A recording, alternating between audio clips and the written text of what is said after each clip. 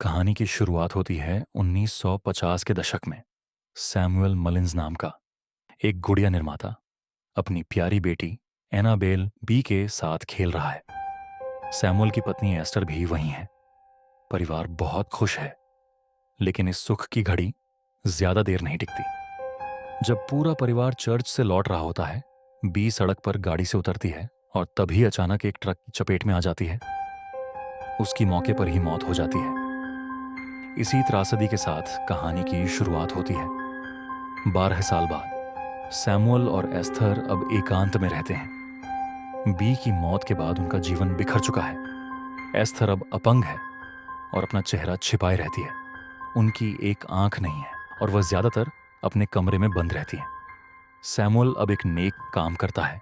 वो कुछ अनाथ लड़कियों को और उनकी देखभाल करने वाली नन सिस्टर शार्लेट को अपने विशाल लेकिन वीरान घर में रहने के लिए बुलाता है।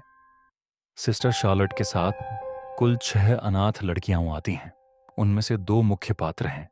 जेनिस पोलियो से पीड़ित, चलने के लिए ब्रेसेस और व्हील चेयर का सहारा लेती है। लिंडा जेनिस की सबसे करीबी दोस्त, मासूम लेकिन सतर्क। बाकी लड़कियां नैन्सी, कैरल, टियर्नी और केट भी वहां मौजूद हैं।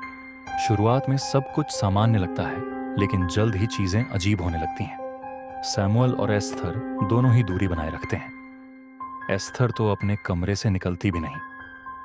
सैमुअल एक कमरा साफ तौर पर बंद रखने की हिदायत देता है, बी का पुराना कमरा। लेकिन जेनिस को एक रात उस कमरे का दरवाजा खुला हुआ मिलता है। जेनिस उत्सुकता में उस कमरे में जाती है।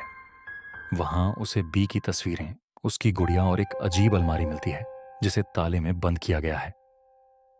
कुछ समय बाद ताला अपने आप खुल जाता है। जेनिस उस अलमारी में एनाबेल डॉल को देखती है, एक बेहद डरावनी चीनी मिट्टी की गुड़िया। यहीं से शुरू होती है बुराई की वापसी। जेनिस को कमरे में कुछ अजीब आवाजें सुनाई देती हैं। दरवाजे अपने आप खुलते हैं, कुर्सी हिलती है और उसकी व्हील चेयर खींची जाती है। लेकिन वह इन बातों को किसी से कह नहीं पाती। एक रात उसे एक परछाई दिखती है जो बी जैसी दिखती है। वह कहती है, क्या तुम मेरे साथ खेलोगी? धीरे धीरे जेनिस के शरीर और मन पर बुराई का प्रभाव बढ़ने लगता है। एक रात वह सीढ़ियों से नीचे गिरती है, लेकिन यह एक दुर्घटना नहीं होती। उसे किसी शक्ति ने धक्का दिया होता है। अब वह व्हील चेयर से पूरी तरह बंधी होती है और बाकी लड़कियां उससे दूरी बनाने लगती हैं। लिंडा को अपनी दोस्त की हालत पर शक होने लगता है। जेनिस अब बहुत अलग व्यवहार करने लगी है। उसकी आवाज भारी हो जाती है, उसकी आंखों में अजीब चमक है। वह अब उस एनाबेल डॉल के बहुत करीब हो जाती है, उसे गोद में लेकर बातें करती है। लिंडा को एक रात एनाबेल डॉल उसके पलंग के नीचे मिलती है।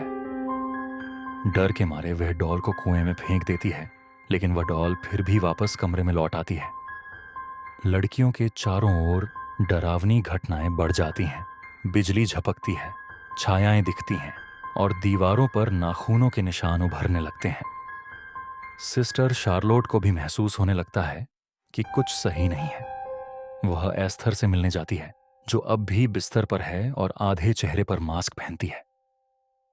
एस्थर बताती है कि उनकी बेटी की आत्मा कभी वापस नहीं आई थी। वह एक दानव था जिसने बी का रूप धारण कर लिया था। सैमुअल और एस्थर ने शोक में डूबे होकर एक दिन आत्मा बुलाने की प्रक्रिया की थी, जिससे बी की आत्मा को वापस लाने की कोशिश की गई। लेकिन दरअसल एक दानव ने खुद को बी की आत्मा बताकर उनके घर में जगह बना ली। उसने एनाबेल डॉल को अपना वास बना लिया। अब वह दानव पूरी तरह जेनिस के शरीर में प्रवेश कर जाता है। सैमुअल, जो इस बुराई से लड़ने की कोशिश करता है, को जेनिस द्वारा मार दिया जाता है। घर में डर और मौत का तांडव शुरू हो जाता है। लिंडा, सिस्टर शार्लोट और बाकी लड़कियां बुरी तरह डरी हुई हैं। वे जेनिस से दूर भागने की कोशिश करती हैं, लेकिन अब जेनिस पूरी तरह एनाबेल बन चुकी है। उसकी आंखें खाली, चाल अजीब और हरकतें शैतानी। सिस्टर शार्लोट हिम्मत दिखाती है और उस डॉल को फिर से अलमारी में बंद कर देती है। उसे पवित्र पानी से सील कर देती है। घर में थोड़ी शांति लौटती है। जेनिस गायब हो जाती है और किसी को नहीं मिलती। कहानी का अंत होता है जब हम देखते हैं कि जेनिस अब एनाबेल हिगिंस बन चुकी है। एक दंपति उसे गोद लेता है। वह अब शांत है, मासूम दिखती है, लेकिन असल में उसके भीतर दानव माल्थस छिपा हुआ है। कुछ साल बाद एनाबेल अपने दत्तक माता पिता की हत्या कर देती है। यहीं से एनाबेल 2014 फिल्म की शुरुआत होती। एनाबेल क्रिएशन सिर्फ एक प्रीक्वल नहीं, बल्कि एक डरावना अनुभव है जो दिखाता है कि कैसे एक मासूम सी दिखने वाली डॉल में छिपा होता है शुद्ध राक्षसी आतंक।